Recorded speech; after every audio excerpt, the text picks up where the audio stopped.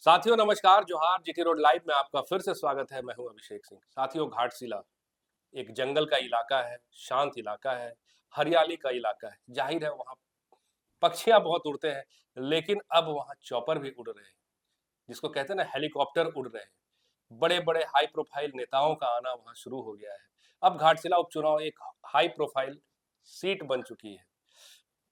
अब जाहिर सी बात है, बड़े-बड़े नेता आएंगे तो आरोप प्रत्यारोप चलेगा ही, अपनी-अपनी उपलब्धियां भी गिनाएंगे ही। इसी क्रम में आज बाबूलाल मरांडी ने सबसे पहले क्या कहा, जरा मैं आपको वो सुनवाना चाहता हूँ। एक बार सुनिए बाबूलाल मरांडी ने कहा क्या है। घाटशिला विधानसभा क्षेत्र के अंतर्गत ये कोई हेदल जोड़ी पंचायत है। कल हम गए थे वहां पर। उस पंचायत में एक भी मुस्लिम पॉपुलेशन नहीं है। 174 मुस्लिम महिलाओं को मैया योजना सम्मान निधि का पैसा 2500 रुपया मिल रहा था। फिर आप ही सब लोगों ने उसको उजागर किया, तो फिर सरकार सीरियस हुई तो उनका नाम काटा गया। लेकिन पता क्या चला, आगे कोई जांच नहीं हुई। पता इतना ही लोगों ने जानकारी दी अखबार में, वो भी बाद में छपा कि वे किशनगंज के थे और दिनाजपुर के थे। मैं दावे के साथ कह सकता हूं, अगर वो जांच होगी तो सारे के सारे जो सामने आया, जो प्रकाश में नहीं आया, वो कितना होगा वो तो अलग इशू है। तो सबके सब बांग्लादेशी रोहिंग्या मुसलमान होंगे, वो सारे घुसपैठ। तो साथियों, ये कोई नई बात नहीं है जो आपने सुना। घुसपैठ, रोहिंग्या, ये तो भाजपा का 2024 में भी यही स्लोगन था, आज भी वही है। इसमें कुछ बदलाव नहीं है, लेकिन बदलाव नजर आ रहा है साथियों। बदलाव नजर आ रहा है बाबूलाल सोरेन के भाषण में। क्या वो कुछ ऐसा कह रहे हैं, इसको समझने के लिए आप फ्रेम में हमारे साथ देख रहे हैं, हमारे पॉलिटिकल एडिटर शैलेंद्र सिन्हा जी हैं।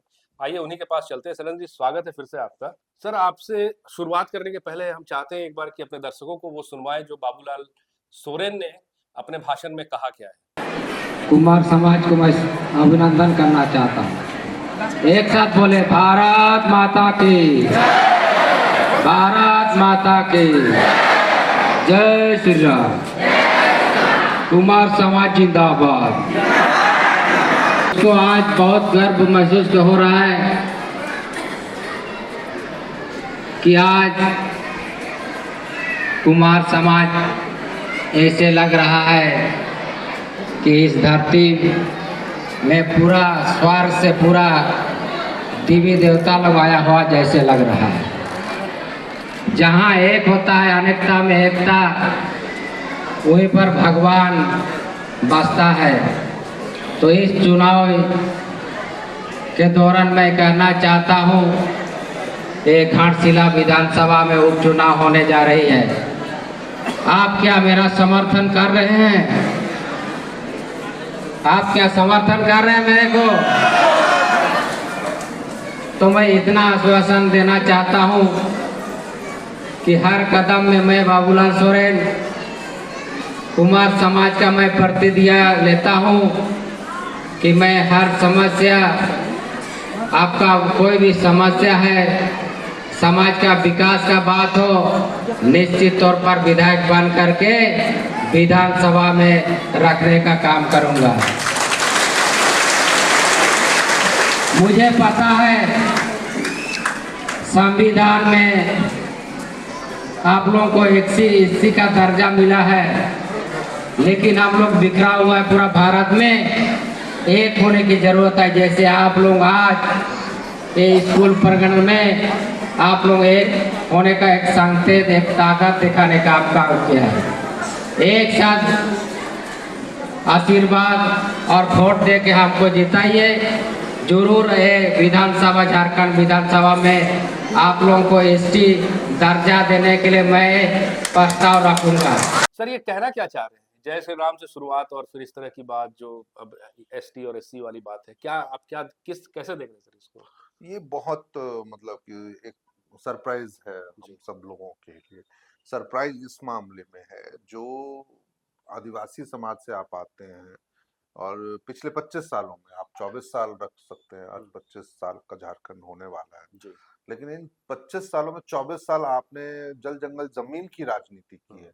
आप उस पार्टी से आते थे एक साल पहले तक, जिसने हमेशा से जल जंगल जमीन की बात ही कही। सांप्रदायिकता की राजनीति आपने कभी नहीं की थी।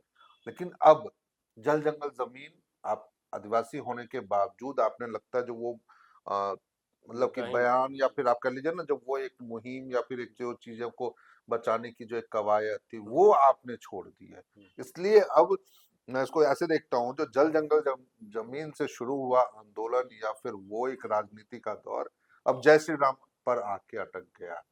आप एक ऐसे कार्यक्रम में वहां पे मौजूद थे, जी कुम्हार समाज का एक कार्यक्रम था, जिसमें मुझे नहीं लगता जो इस तरह के बयान की वहां पे कोई जरूरत थी या इस तरह के नारे लगवाने की कोई जरूरत थी। लेकिन बावजूद इसके, क्योंकि आप भारतीय जनता पार्टी में हैं और भारतीय जनता पार्टी ने आपको उम्मीदवार बना दिया है, बनाया, और आप खड़े हैं चुनाव मैदान में, तो आपने यह नारा लगवाना, क्या ये जरूरी नहीं होता जो वहां पे आप जल जंगल जमीन की भी बात करते, आप वो कहते जो हाँ जल जंगल जमीन बचाने की लड़ाई आज भी उतनी ही जरूरी है तो जितनी ये दूसरों ने। विचारों में परिवर्तन सिर्फ अब बाबूलाल सोरेन के ही देख रहे हैं, चूंकि आप देखिए ना चंपई के भाषणों में विस्थापन, स्थानीयता, ये मुद्दा तो रहता ही रहता है। तो सिर्फ आपको ये बदलाव बाबूलाल में दिख रहा है या फिर दोनों में दिख रहा है? नहीं नहीं, बाबूलाल सोरेन में मुझे ज्यादा, क्योंकि देखिए चंपई दा टाइगर हैं, कोल्हान टाइगर हैं, वो लगातार इन चीजों के वो पिछले आप दिनों आप देख भी रहे हैं जो किस तरीके से, चाहे जमीन की रक्षा की जी बात, उन्होंने एक लड़ाई भी लड़ी, रिम्स अलग रिम्स 2 का मसला जो था हमारे, या फिर आप जमशेदपुर में जमशेदपुर वाली भी बातें हैं या चाईबासा वाली बातें हैं वहां पे भी, या फिर आप संथाल में देख लीजिए, तो वो लगातार इन मुद्दों को उठाते रहे, आदिवासी से जुड़े हुए मुद्दों को या चीजों को। ठीक है, जैसे नाम का नारा उन्होंने भी लगवाया होगा, जी कहीं ऐसी चीजें होंगी, कोई आपत्ति नहीं है उस जी नारे में, आप लगवा सकते हैं, चीजों को कह सकते हैं। लेकिन जब आपकी राजनीति नहीं है, आपकी चीजें नहीं है, आपकी पहचान उन चीजों से जुड़ी हुई तो वैसी परिस्थितियों में इस तरह के बयान, मुझे लगता है जो शायद इससे बचना चाहिए था, जी जो उनके पारंपरिक आप आदिवासियों में अपनी चीजों को जब स्थापित करने की कोशिश में आप चाहते हैं, जो भारतीय जनता पार्टी से जो आदिवासी समाज छिटक चुका है, जो आज आपको विधानसभा में सीटें नहीं दिलवा पा रहा, उनके वोटर्स ऐसे हैं जो आप जीत नहीं पा रहे हैं, तो वैसी स्थिति में यदि आपको उनको अपनी ओर फिर से वो लाना था, वापस लाना था, और वहां पे यदि आप जल जंगल जमीन की बातों को छोड़ के और जय श्री राम का नारा लगवाते हैं, जी तो मुझे लग रहा है जो शायद ये एक चूक उनकी हो सकती है। जो और कुम्हार समाज वहां उपस्थित थे, हाँ, उनको भी उन्होंने कहा कि हम एससी का या एसटी का दर्जा दिलाएंगे। एससी के जी दर्जा की बात, तो ये वो एक आप उसको चुनावी राजनीति में प्रोमिसेस के रूप में देख सकते हैं, जो कैसे वो मतलब उस समाज का वोट पाने के लिए या उनकी मांगों को, जैसे अब कैसे पिछले दिनों आप देखिए जो एससी एसटी सॉरी एसटी और कुर्मियों का जी आंदोलन चला, जी कुर्मी भी मांग कर रहे हैं जो जी हमको एसटी में शामिल किया जाए, कुछ लोग उनसे बयान से मांगों से सहमत भी है, कुछ लोग असहमत भी है, जी तो वो एक प्रक्रिया है। एक उसी प्रक्रिया में अभी यदि मान लीजिए एससी समाज में शामिल होने की मांग वो कुम्हार समाज कर रहा है, और उसको लेकर के यदि बाबूलाल सोरेन कह रहे हैं जो हाँ मुझे यह अवसर मिला तो मैं विधानसभा में इसकी बातों को उठाऊंगा, तो वो एक राजनीतिक बयान भर है, वो आप प्रोमिसेस कर सकते हैं, आप अपने एजेंडा उसके तहत तय कर सकते हैं, एक कोण की बात हम लोग कहते आए हैं शैलेंद्र शुरू से, जो तीसरा कोण था, अब एक नया दृष्टिकोण भी दिख रहा है वहां पे। दृष्टिकोण ये है कि जेल के प्रमुख जो है टाइगर जराम है, तो ये इस बात को बड़ा प्रखरता से उठा रहे हैं कि राजा का बेटा ही अगर राजा बनेगा तो एक तरह से ये राजतंत्र हो गया, इसमें लोकतंत्र रहा कहाँ। तो क्या ये एंगल भी आपको दिख रहा है कि कुछ परिवर्तन ला सकता है वहां के समीकरणों में? देखिए जेल के तीसरा कोण तो है जी जिससे आप इनकार हम नहीं कर सकते हैं, क्योंकि पिछले विधानसभा चुनाव में भी जब 2024 में विधानसभा चुनाव हुए थे तो उस दौरान भी जेएलकेएम उम्मीदवार रामदास मुर्मू थे और उन्होंने तीसरा स्थान हासिल जी किया था, 8,000 वोट उनको मिले थे। इस बार फिर से वो चुनावी मैदान तो में ये और लगातार दृष्टिकोण कहाँ तक आपको लग वही रहा वही मुझे लग रहा है जो उन चीजों को राजा का बेटा राजा बनेगा, है? जी या मुझे ये नहीं समझ में आ रहा जो किसको वो राजा कह रहे जी हैं। दोनों नेता जी पुत्र हैं, जी एक बाबूलाल सोरेन चंपईदा के बेटे हैं सोमेश और सोरेन, सोमेश सोरेन दिवंगत रामदास, रामदास हाँ सोरेन, दिवंगत रामदास सोरेन के बेटे हैं। बिल्कुल तो ठीक है, आप परिवारवाद की चर्चा करते, आप उन तरीकों से कहते जो झारखंड को परिवारवाद की जरूरत नहीं है, उस वैसे राजनीति की जरूरत नहीं है, आपको वैसे लोगों की जरूरत है जो आपके समस्याओं में, चाहे आपके मुद्दों के साथ विधानसभा तक, जिसको आप कहते हैं ना जो सड़क से लेके सदन सदन तक तक की लड़ाई लड़ने की आप वो बात कहते हैं। लेकिन यदि आप इस तरह का बयान कह रहे हैं जो राजा का बेटा ही राजा बनेगा तो फिर ये मुझे लगता है जो कौन राजा, किसको राजा के रूप में, भैया लोकतंत्र है ना, 5-5 साल में चुनाव होता है, चुनाव में लोग जीत के आते हैं जो है वो और निर्वाचित ही वो, हाँ, वो और लोगों ने उनको चुना है, तो वो फिर राजा वाली बात कहाँ से, क्योंकि उन्होंने तो तय तो नहीं कर दिया ना, जो आप दिवंगत मंत्री हैं या दिवंगत विधायक हैं तो उनके बेटे हो गए तो आपको डायरेक्ट सदन में भेज दिया जा रहा है, आप भी तो किसी को चुनाव हरा करके आप आए हैं ना, डुमरी में जिनको भी आपने हराया, तो क्या वो टाइगर जगन्नाथ महतो की पत्नी है, पूर्व मंत्री हैं, तो आप भी तो वो, नहीं तो फिर उनको ही छोड़ देते, तब आप क्यों इन बातों को कह रहे हैं। तो लोकतंत्र में जनता सर्वोपरि है, जनमत सर्वोपरि है। यदि जनमत को, मान लीजिए किसी भी परिवार का कोई व्यक्ति, उनकी चाहे पत्नी हो, बेटा हो, बेटी हो या खुद भी हो, जैसे आप देख लीजिए जो एक मामला हम लोगों को बड़का गांव में भी दिखा, जो 2009 में वहां पे योगेंद्र साव चुनाव जीतते हैं, 14 में उनकी पत्नी जीत जाती है निर्मला देवी, और 19 के चुनाव में उनकी बेटी अंबा प्रसाद जीत जाती है। तो एक ही परिवार के 3 लोग 3 चुनाव में जीत रहे हैं, इसका मतलब कुछ तो जनता का उनको समर्थन मिला हो, तो उसको आप राजा या राजतंत्र के नजरिए से नहीं देख सकते।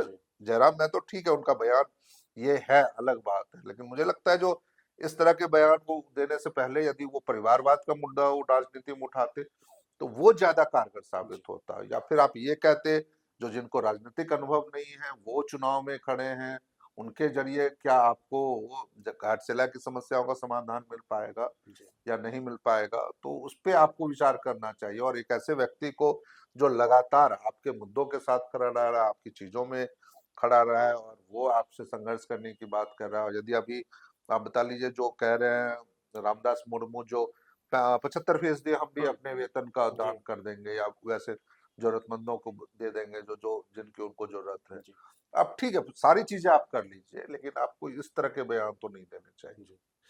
तो साथियों, अब देखने वाली बात यही होगी कि आने वाले वक्त में होता क्या है, क्या एक तरफ में जो परिवारवाद है वही परंपरा आगे बढ़ेगी, या फिर जैसी एक आवाज आ रही है कि माटी का बेटा ही नेता बनेगा, तो क्या इस तरह से एक राजनीति में नए युग की शुरुआत होगी।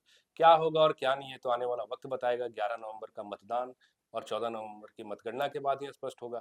आज के लिए साथियों इतना ही। जाते जाते आपसे वही आग्रह कि अगर आपने हमारे चैनल को सब्सक्राइब नहीं किया तो जरूर कर लीजिए, हमारे वीडियो को लाइक जरूर कीजिए, शेयर जरूर कीजिए, कमेंट जरूर कीजिए। आज्ञा दीजिए, नमस्कार।